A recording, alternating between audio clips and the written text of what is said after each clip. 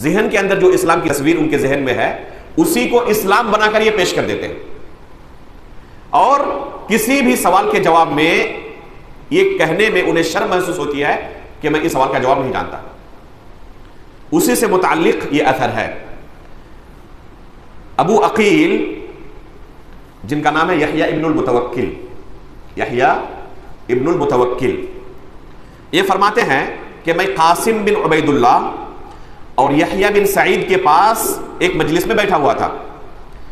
یہ ابو عقیل رحمہ اللہ فرماتے ہیں کہ میں کن کے ساتھ بیٹھا ہوا تھا؟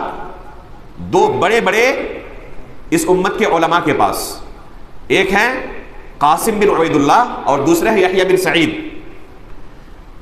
فرماتے ہیں کہ ان دونوں کے درمیان جو بات چیت ہوئی میں آپ کے سامنے نقل کر رہا ہوں کہ ان دونوں کے درمیان کیا بات چیت ہوئی، اور اس بات چیت میں ہمارے لیے بہت بڑا درس ہے. فرماتے ہیں فقال یحییٰ للقاسم یا ابا محمد، ابو محمد یہ قاسم بن عبید اللہ کی کنیت ہے. یحییٰ بن سعید نے قاسم رحمہ اللہ سے کہا کہ اے ابو محمد انه قبیح علی مثلک عظیم ان تسأل عن شیء من امر هذا الدین فلا یوجد عندك منه علم ولا فرج.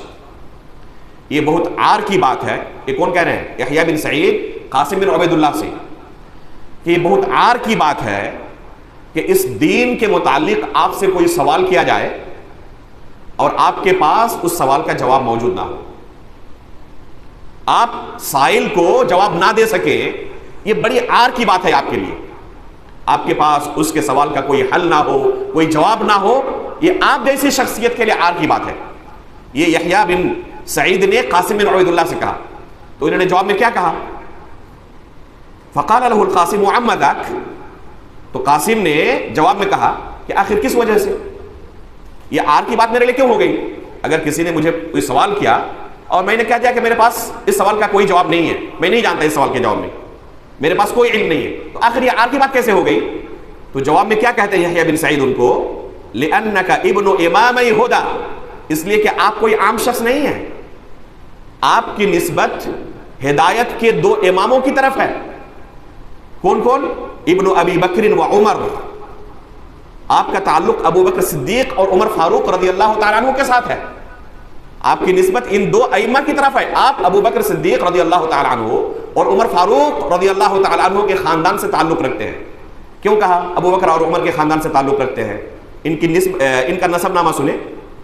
ان کا نسب نامہ ہے قاسم بن عبید اللہ بن عبداللہ بن عمر. قاسم بن عبید اللہ بن عبداللہ بن عمر. تو ان کے جد امجد کون ہوئے؟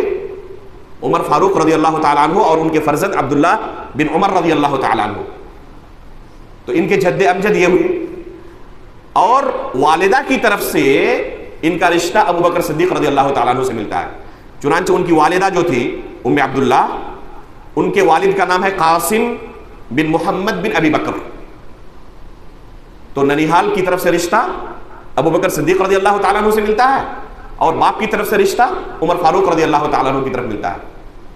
تو آپ ان دو امت کے سب سے بڑے عالم ابو بکر صدیق اور عمر فاروق رضی اللہ تعالیٰ عنہ سے رشتہ رکھتے ہیں، اور یہ مقام و مرتبہ ملنے کے باوجود بھی آپ جیسی شخصیت یہ کہے کہ مجھے اس سوال کا جواب نہیں آتا، یہ آپ کے لیے عار کی بات ہے. تب کیا کہا انہوں نے جواب میں؟ یہ جواب ہم جیسے طلبہ علم کے لیے بہت معنی رکھتا ہے، ہمیں اس جواب کی عادت ڈال لینی چاہیے.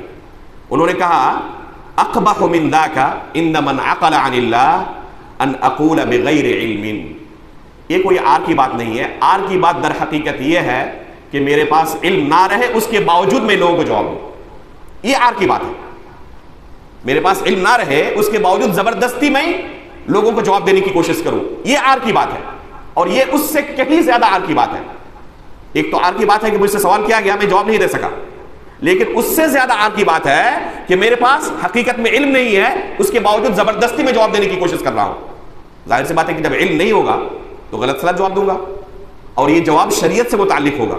لوگ میری بات کو شریعت سمجھ کر عمل کریں گے، اور حقیقت میں میں خود مطمئن نہیں ہوں کہ یہ شریعت ہے یا نہیں. تو اس طرح سے لوگوں کا دین میں بگاڑوں گا.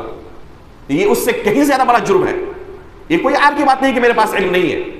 اگر عار کی بات ہے تو اس سے کہیں زیادہ عار کی بات ہے کہ میں بلا علم لوگوں کو دین کی رہنمائی کروں. یہ اتنے بڑے مقام و مرتبے پر فائز ہونے کے باوجود بھی ان ائمہ کرام کا یہ حال تھا. اور آج لوگوں کو بڑی عار محسوس ہوتی